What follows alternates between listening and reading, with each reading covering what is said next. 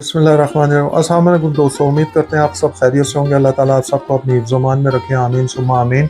नए दिन का आगाज़ नई रेसिपी के साथ आपकी खिदमत में हाजिर।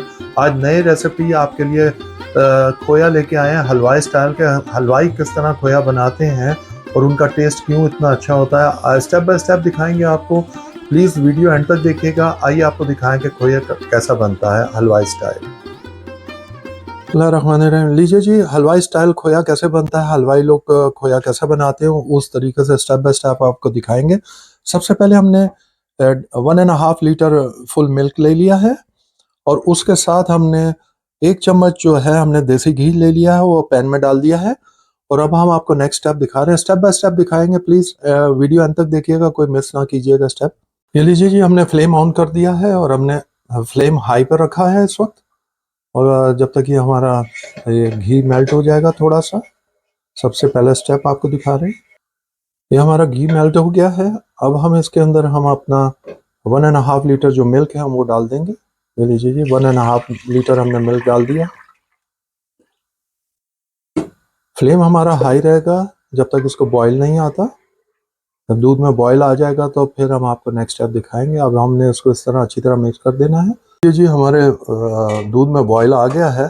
अब हमने इसको इसी हल्की आंच पे लो फ्लेम पे हमने पकाते रहना है और इसको इसी तरह अपना चम्मच हिलाते रहना है ताकि नीचे ना लगे। और इसी आग के ऊपर हम फ्लेम के ऊपर हम इसको पकाते रहेंगे।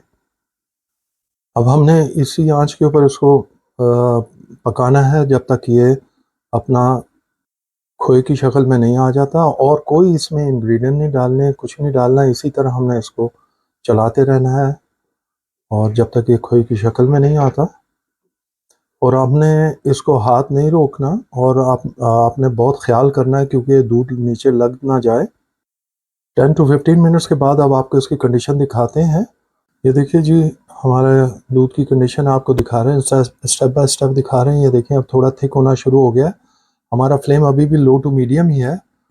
और ये देखिए जी हमारा, अब आप देखें थोड़ा सा थिक होना शुरू हो गया है। स्टेप बाय स्टेप आपको दिखा रहे हैं और जो जो ये थिक होगा अब आपको फिर 10 मिनट्स के बाद हम दोबारा मिलते हैं। ये देखिए जी, माशाल्लाह हमारा खोया ऑलमोस्ट तैयार होने की तैयारी में आ गया है।